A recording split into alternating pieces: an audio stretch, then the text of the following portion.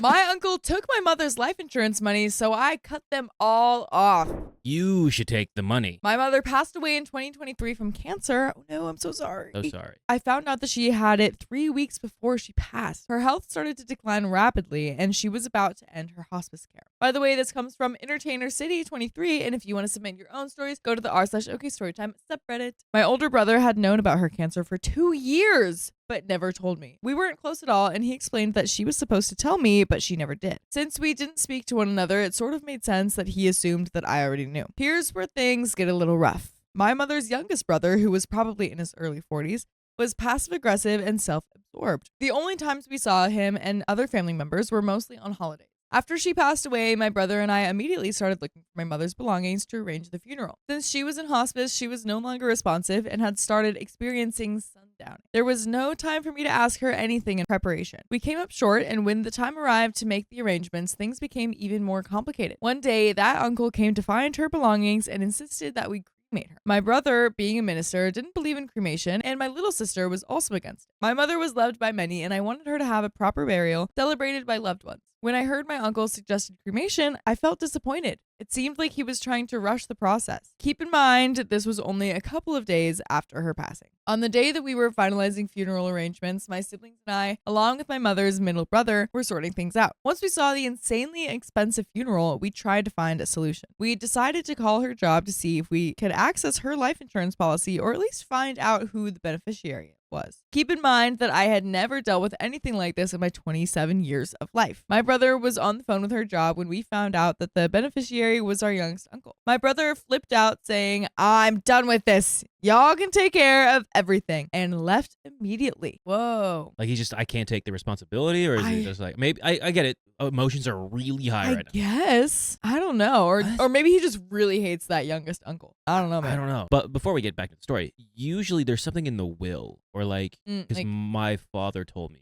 he wants to be cremated. Right, like what they want to have. What they want, yeah. like what kind of burial service they want, or how they want to, Yeah, usually that's like, wondering. especially with, you're going to go away soon, especially with like cancer or something like that. Usually it's said by the person, or it's in the will. Yes. Sometimes. I was numb. No clear thoughts, just distraught while trying to comfort my little sister. My mother's middle brother called our uncle to request his assistance so we could get things in order. Cool. On the day of our family meeting, the youngest uncle gave us details on how everything would be handled, asking for our input. One of my aunts said, "Well, once you get the money, make sure you give them some help with their expenses while they figure things out over the next few months." So my little sister and I were taking over the house and managing new bills on top of our responsibilities. His wife chimed in, "He's not like that. He'll make sure that they're good. Don't worry." Funeral was paid for, and we were moving forward. The youngest uncle received the money and asked for a list of debts that needed to be cleared in my mother's name. No problem. But before my mother's health started to decline a month before hospice, she had told me, "If anything happens to me, don't let your uncle take my money. He's snooping around." I was confused and didn't understand why she was saying that. He never came to our home. We always went to his. They had the money. They were wealthy. After my mother's debts were settled, my sister and I asked out of curiosity when we would receive our share of the remaining funds. That's when things shifted. He became defensive. We waited a few days and then asked again. The house we were living in was 29 years old and things needed to be fixed. We wanted to take care of repairs before further damage occurred. But instead of answering us directly, he got defensive, saying, "Y'all are being ungrateful instead of checking in on me." But he had never checked on us. As I mentioned before, we only saw him on holidays. He had always been judgmental towards us. Now, I'll acknowledge my own mistake. I was upset, mad, and angry, so I made a TikTok video, never expecting it to go viral. I wasn't getting much attention on there anyway. I just needed someone to hear me out because I felt like I was suffocating from everything happening. I didn't say anything crazy, just mentioned how true colors show when a loved one passes. I also directed a message at my uncle saying, "You will reap what you sow and you should be ashamed of what you're doing." Hey, You put that on the internet? Put it on the internet. Oh, yeah. You wanted to vent your family stuff and all this hardship Yep. on TikTok? TikTok. You didn't have a diary or something? Right. Just get a piece of paper, write it down. All right. Yeah. Not one for airing out stuff like that on the internet, because once it's out there, it's out there. It's out there. At least in this story, it's anonymous. True. Relatively. The video went viral and it was shared widely. There you go. He found out and a division began with the family. Though to be fair, The family had already been fractured since my grandparents passed away a decade ago. Keep in mind, I never said his name. I just said my uncle, and I had 3 uncles. My brother stepped in trying to mediate. He told me, they want you to take the video down and apologize, but I declined. I was speaking my truth and I never said who it was. Then one of my closest cousins at the time, we are no longer close or in contact, he chimed in saying, you know, you're wrong. This should stay within the family. He's just trying to help the situation. You need to stop and let him handle things. I wish I could visually show you all who this uncle is, but he is not a good person, and I hate to say that. Over the years, he has done wrong to other family members. He gave his parents heck when they were alive. When my grandfather was passing away of diabetes, this uncle took over his bank account and started doing malicious things. It was a toxic cycle that had played out in the previous generation, and my sister and I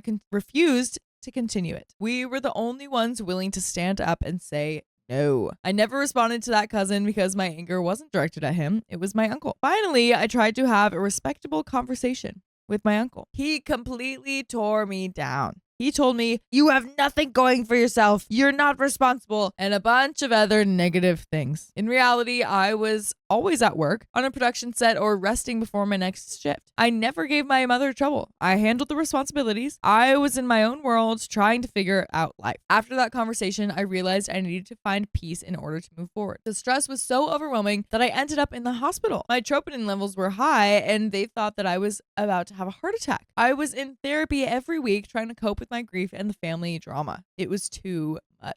So I decided I was done. Besides my sister, my mother's middle brother, whom we were already close with, and a couple of cousins, I had to let the rest of them go. I still loved them, but from a distance. The stress had sent me into a deep depression for months. By the way, I'm going to send you over to whatever your favorite podcast app is. Yeah. Whether that's iHeartRadio, Spotify, Apple Podcasts, you choose. Just search OK Storytime and you'll find episodes of stories just like this one. Just get on over there. Yeah, do that right after this. Right after this. We got a lot for you.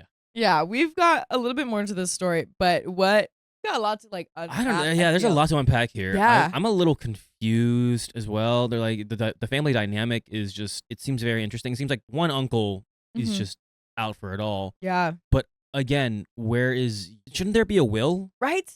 I'm very confused. Where is the will? Yeah, we've got a beneficiary. Yeah. So it's like there's something in there about money and shares and stuff like that, but it's just like maybe it's like because the youngest uncle was the beneficiary, so maybe he's the problem. I do not. Yeah, I would like to see the will because, or like at least get some information because I've told this to actually a couple people. I'm like, yo, wills are really important. Like like, no matter like. At this age, even for our age, like you never know. Sucks, right? But you never know. Never know. And you have something in writing, and then if not, it goes to state, and that gets more stickier. Huge mess. So. Yeah. I know. So there's got to be answers somewhere. There's got to be answers somewhere because it just seems like everyone's pointing the finger at you're the problem. No, you're the problem. Right. One, we're grieving over a family member here, and why is it so harsh for us to come together? Honestly, now is the time, if any. But there is a little bit more into this story. P.S. I don't speak with my brother because 1, we were never close. 2, he bailed on us during the funeral arrangements when I had hoped we could build a relationship. And 3, at the funeral, he decided to preach the sermon and told the entire church that my sister and I were spoiled, which made no sense. My mother was a single parent working and sacrificing to provide for us all those years. He had been punted out of the house at 15 and went to live with my older uncle because he was a troubled kid who had caused my mother a lot of stress. He needs to heal before we can even have a relationship. So am I the a-hole for cutting off my family? And there are some comments. Comment number 1 says, just a quick response to this. I won't go into all the similarities between our situations, or my comment would be as long as your post. But my mother and I were BFFs. I mean, I do have other BFFs, but she was definitely right near the top of the list. As for my siblings, nieces, and nephews, all absolute trash that I only tolerated when my mother wanted us all to get together for a special occasion. She passed away 8 years ago, and although I miss her terribly, I wasn't completely devastated when she passed away because I knew we'd made the most of every minute that we had. But my mother's passing did have one huge silver lining. I never have to see a single one of my family members ever again. As the British say, they are a complete pack of see you next Tuesdays. And the fact that they are out of my life forever, I wish I could send you a selfie of the grin on my face right now just thinking about it. So don't be ashamed at all for using this as an opportunity to make some positive changes in your life. Yeah. I mean, as very much as a silver lining, for sure. Yeah, I agree. I mean, sure, you may be bound by blood, but you're not forced to talk to them. You know, if they really are toxic in your life, or they just cause trouble and they don't want to hear you out, or you don't have a civil conversation, there's no point. Yeah, you're good. But that's the end of that story. We've got another one for you. We got another one coming up.